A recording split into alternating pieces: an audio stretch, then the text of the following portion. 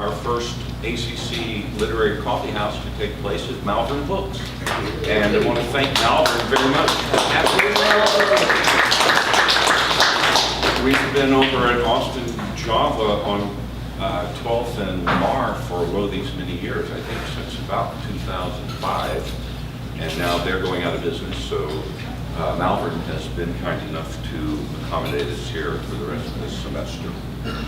And I want to thank you all for coming.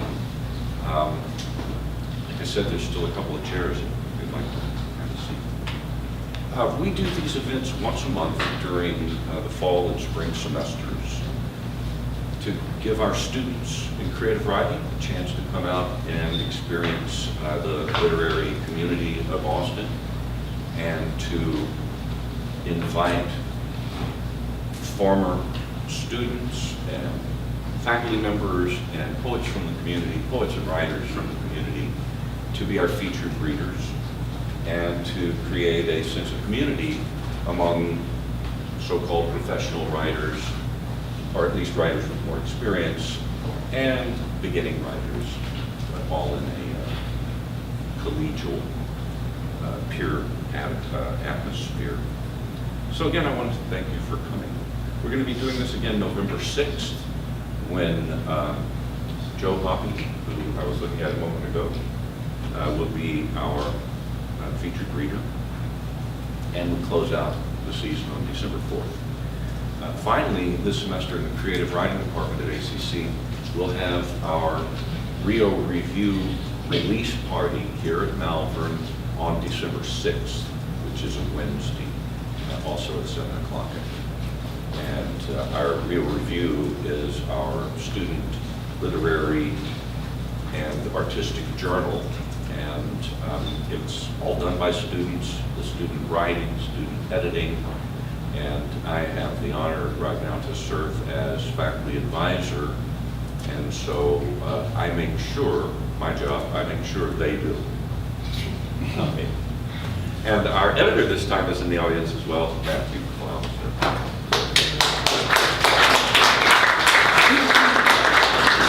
I always like to start these out with a little icebreaker, and as I was thinking about what to read today, it just seems like such a time, and poetry,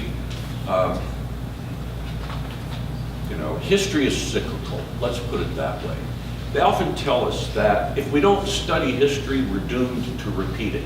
But the truth is we're doomed to repeat it no matter what, because human beings have a limited range of responses to environmental stimuli, and if the same thing happens again, the same range of reactions is likely to occur. And poetry is a wonderful thing, literature generally, in that it gives us some tracery of this, and it gives us some touchstones and some places of reference to, how do we react? We have Trump and Kim Jong-un, who seem to be made for each other, threat of nuclear holocaust again, we thought it was gone, floods, fires in California today, and Tom Petty passed away. So sometimes it seems like the whole world is coming apart. And in 1919, it seemed like that too. It was the end of World War I. But anybody with eyes could see that it was into nothing, because the conflict only increased.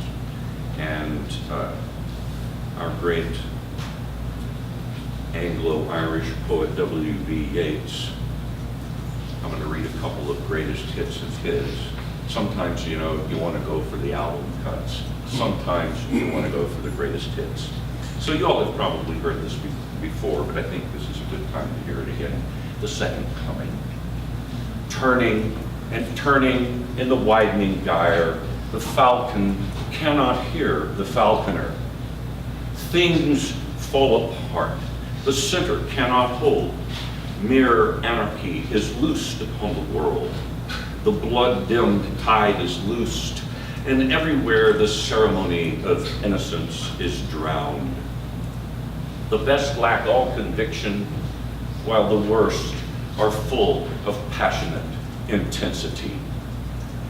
But let's not let that be the case right now, shall we?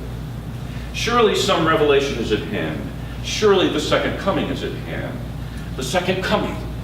Hardly are these words out when a vast image out of Spiritus Mundi troubles my sight.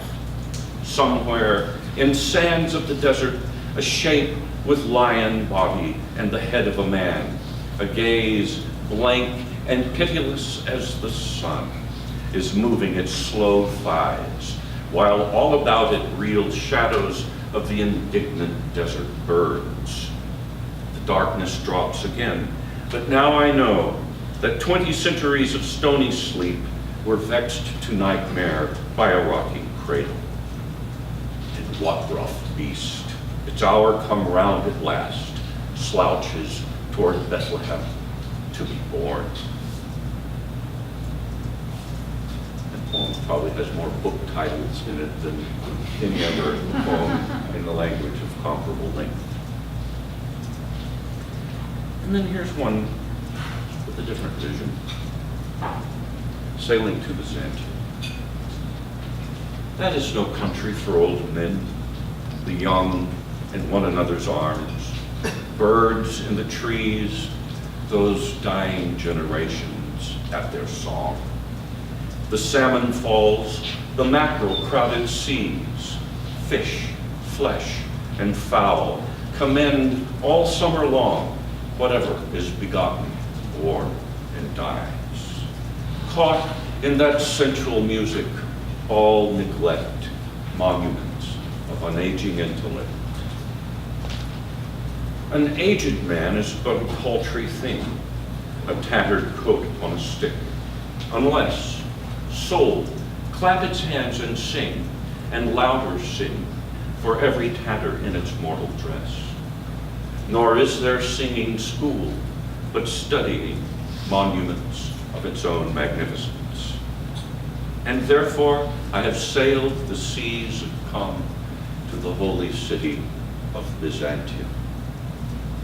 O sages standing in God's holy fire, as in the gold mosaic on a wall, come from the holy fire, burn in a gyre, and be the singing masters of my soul. Consume my heart away, sick with desire and fastened to a dying animal. It knows not what it is. And gather me into the artifice of eternity. Once out of nature, I shall never take my bodily form from any natural thing, but such a form as Grecian goldsmiths make of hammered gold and gold enameling, to keep a drowsy emperor awake, or set upon a golden bough to sing to lords and ladies of Byzantium, of what is past, or passing, or to come.